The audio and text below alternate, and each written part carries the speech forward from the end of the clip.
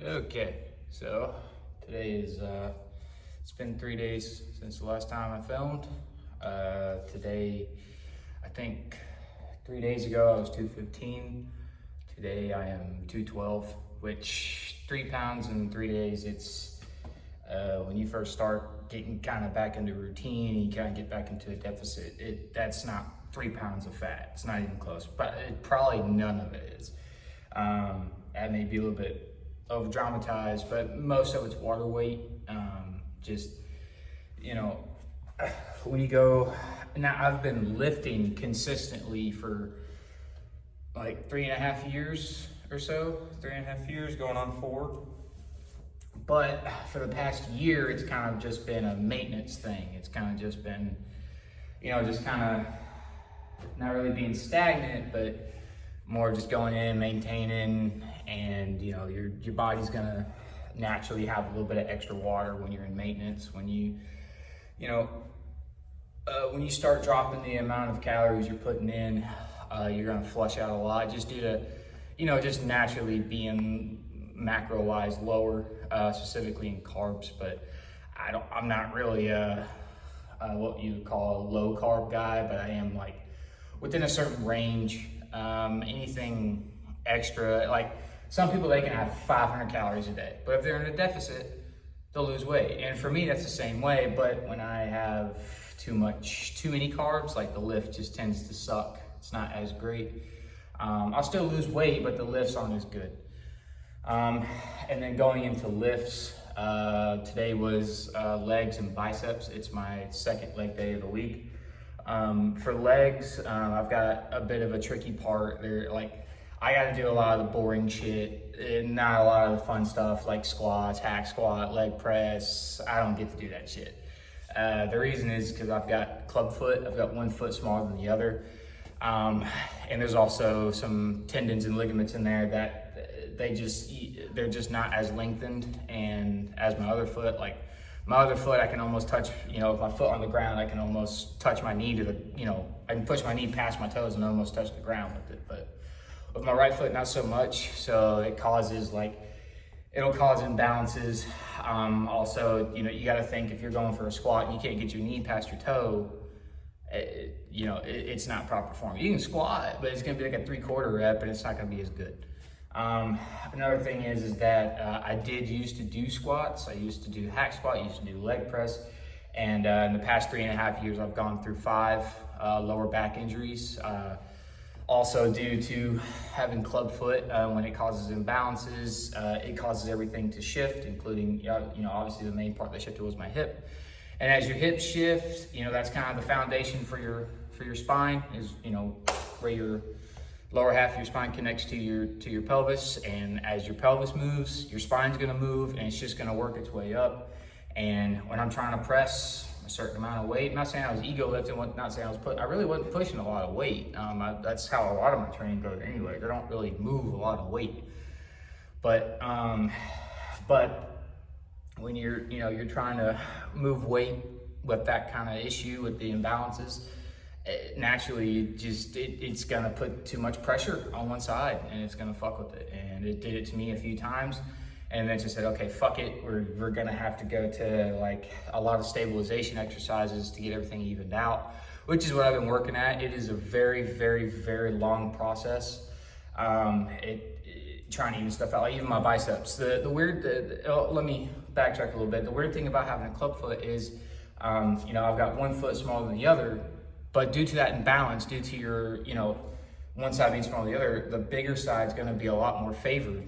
So what happens is not only is my right foot small, my right calf is almost non-existent, my right thigh is smaller than my left thigh, even my torso. This side, when I pose, it looks leaner than the left side because this entire left side is just naturally bigger. My right bicep, going back to that, my right bicep is smaller than my left, but the weird thing is I'm dominant in my right side. Most things that I do, I'm right hand dominant. So my right bicep can move the same amount of weight. It can do the same amount of reps. Sometimes I can do it with better form on my right side just because I'm more dominant on that side. And it is getting better. It's a hell of a lot better than what it used to be, but it's still uneven. I mean, if you, I'll demonstrate. So if you look at the right side, I'm gonna do this pose. You're gonna see a little bit more of a line down here. It's gonna look narrow on this side. You're not gonna see as much definition up here though. That side's a little bit smaller. But as I switch to this side and pose, it's a lot bigger, it's a little bit more definition. But this, all right here, all up here, it's just a lot thicker. It doesn't look as lean. And that, that's what I've been trying to work at. I've been trying to get this side even, and hopefully this side leans out. You can't really target a certain spot on your body. Everybody's, wants to talk about, oh, I want to lose fat in my legs, or I want to lose, fat in my, my stomach, waist area. It doesn't work that way. I'm not a scientist. I don't study anatomy, don't anything like that. I'm just going off of what I've researched, what I've looked into with males.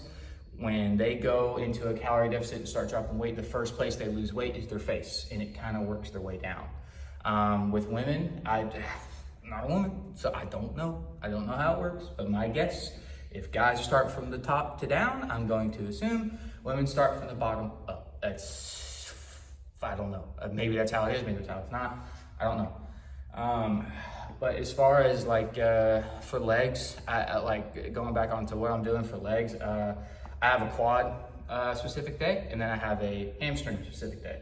I will do, the way my split is set up, it's chest, back, and shoulders 3 times a week, and then legs and arms. But obviously I'm not gonna, so what I'm doing is your quad acts like the motion of that muscle, the way it contracts, acts a lot of the same way as a tricep does.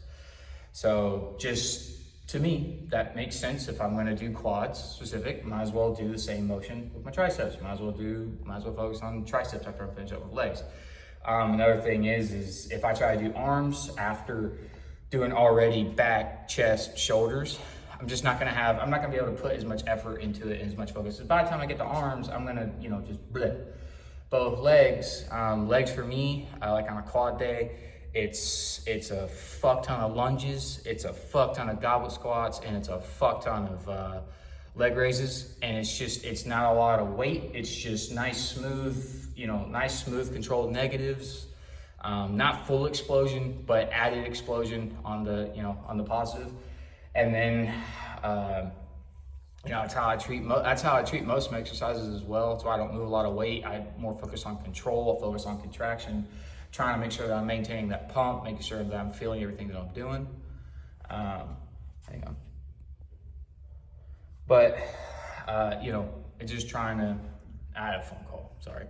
But trying to control everything, because if I don't and I get too reckless and I start with explosion, or I start just swinging weight around, I'll injure myself. I'm not injury prone, but I'm definitely, my lower back, it's a hell of a lot stronger. I'm not saying it's weak, but it definitely, if I don't do form properly, it's definitely at risk. It's just one of the weaknesses of my body.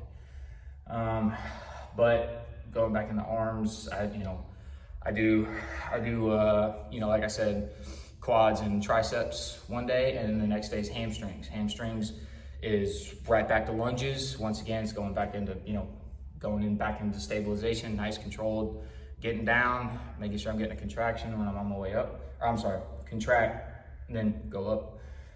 And then, of course, with biceps, if I'm doing hamstrings, you do a lot of, your hamstrings do the same motion as your biceps. I just do biceps, and I do triceps again, hamstrings. And it's been nice. I will say the only thing is that it is still hard some days to actually focus on doing whatever arm, particular arm muscle, tricep, biceps. Once I get finished with legs that day, say I gotta do triceps, it is kind of hard to put focus in it still, but it's still a lot easier than trying to incorporate it into my upper body days. As far as how many days I lift 5 days a week. I take 2 days off, and I try to do my best right now to get 10,000 steps. Some days, honestly, if I get to set 7,500 7,500 up, I'm happy. That's enough. I aim for 10. I would prefer 10 a day. Not saying there's days where I just, I can't get any of my steps in. There's just some days, with the job that I work, there's just some days I'm more tired than others. I am in a blue collar job. I'm crawling through attics. I'm crawling through crawl spaces. I'm outside all the time. But work does help with getting steps in, but it does put a toll on my body. So there's just some days, that I can't, not saying I can't, let me rephrase that, I don't. That's I'm not gonna bullshit you. There's just some days where I'm like, fuck it. But as far as lifting, I really do enjoy it. It's my favorite thing to do. I lift in the mornings on an empty stomach. The only thing in me is I take a tablespoon of honey and some pre-workout and fucking head to the gym, get my lift in. Then I have, right after doing all this, I go to work and I have my first meal of the day and I eat my food throughout the day while I'm at work. Meal prep is very, very important. Tracking your macros is very important. But the good news is we're down 3 pounds, which is great. But obviously that is going to slow down. You're just not gonna lose 5 pounds in a week every fucking week. Most of it's water. Because I can tell, I don't know if it's visible on camera, but I can definitely tell in the mirror that I am a hell of a lot leaner than I was Monday. But like I said, most of it was water weight retention. Once it gets rid of it, we'll kind of, we get down to what we're actually messing with in my body. We'll hopefully start messing with fat. But as far as macros, most time for me to maintain, I'm anywhere from 2,400 to 2,600 calories.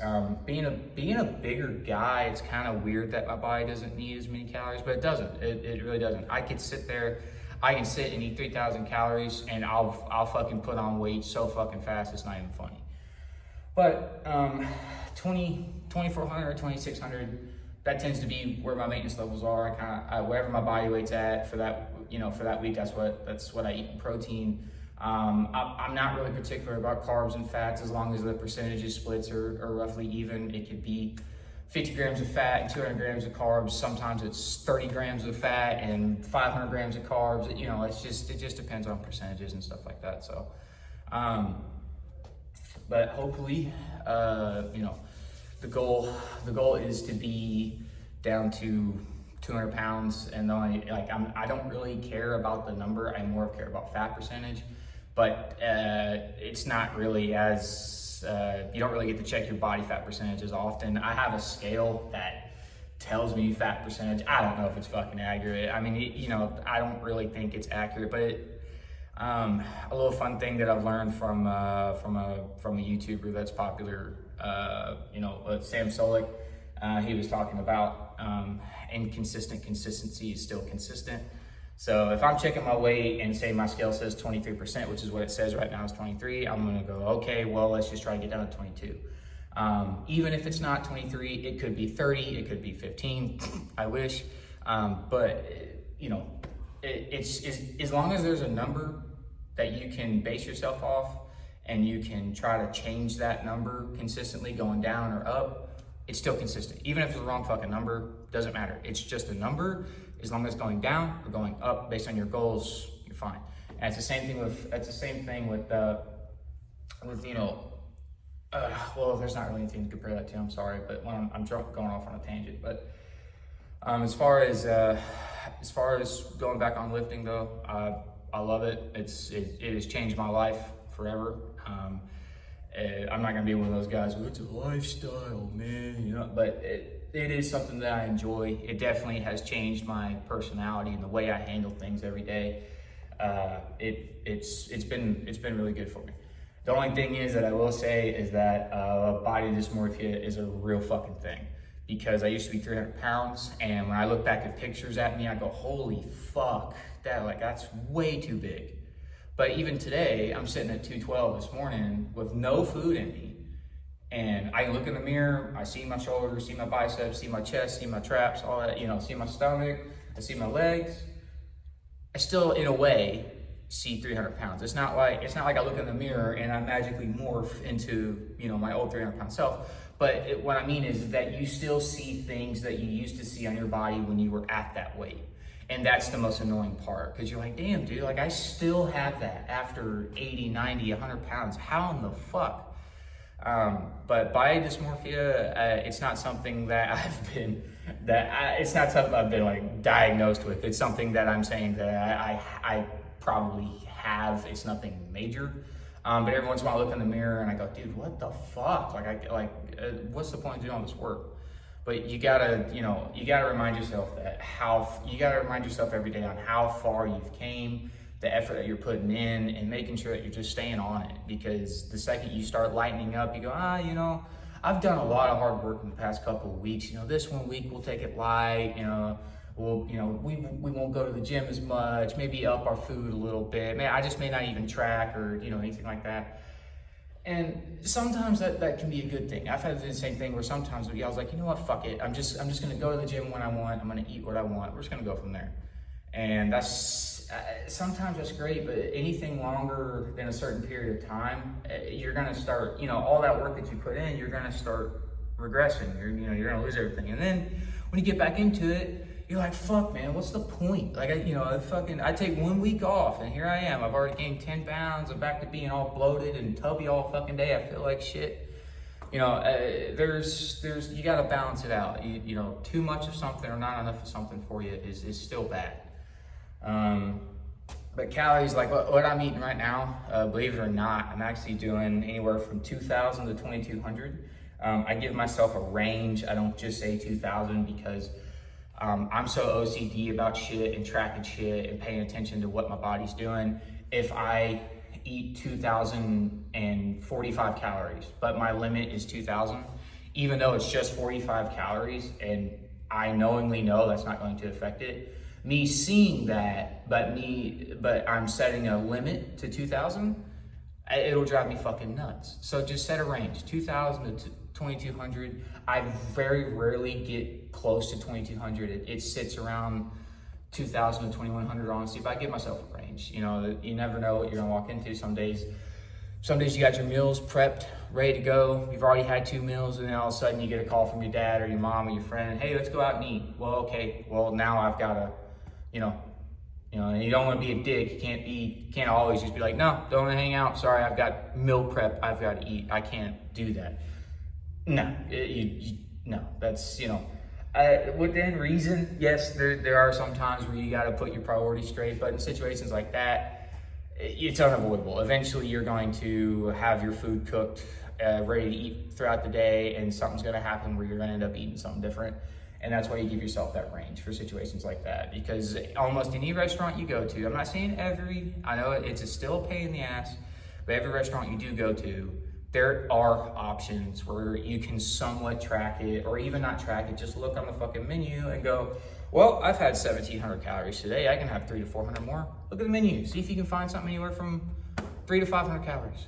It's that simple. And if it's not accurate, who gives a shit? It's one day. Just get back into it the next day. Just, do your meal prep, cook your food the next day. And if you want to get really extreme, that's driving you that nuts, if you can physically skip a meal for that day to balance shit out and have a little bit of an extra meal at that, when you go out to eat something big, fuck it. If you can do that, do it. I've done it sometimes. I'm not a fan of it because that next day I'm like, fuck, man, like that food was so good last night. I can't, I want to have that again.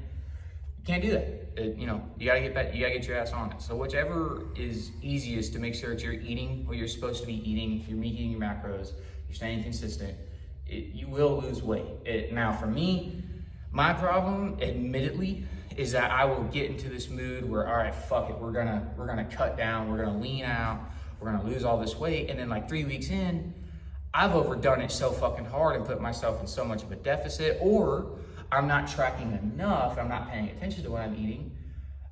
Either my body just will not drop weight because it's sitting there starving itself. It doesn't want to get rid of anything because it thinks it's never going to get any more nutrients. Or I'm not tracking and I keep overeating. I'm going, fuck, man, I'm doing all this fucking work. I'm putting in all these steps. What the fuck's going on? And then, so I'm just in this nonstop loop. So this is me kind of straightening it up after my first year and a half of lifting. That was probably the strictest I've ever been. Also unhealthiest, by the way, as crazy as it sounds. You drop, how do I drop 110 pounds and be unhealthy? Because I dropped it so fast and I starved myself so much that it had a lot of negative effects, including the body dysmorphia and including the loose skin and the stretch marks. Excuse me. And there, you know, my body never had time to adapt. It never had time to understand what was going on. It was just tumbling down a hill, going with whatever it can grab onto. So to slow itself down.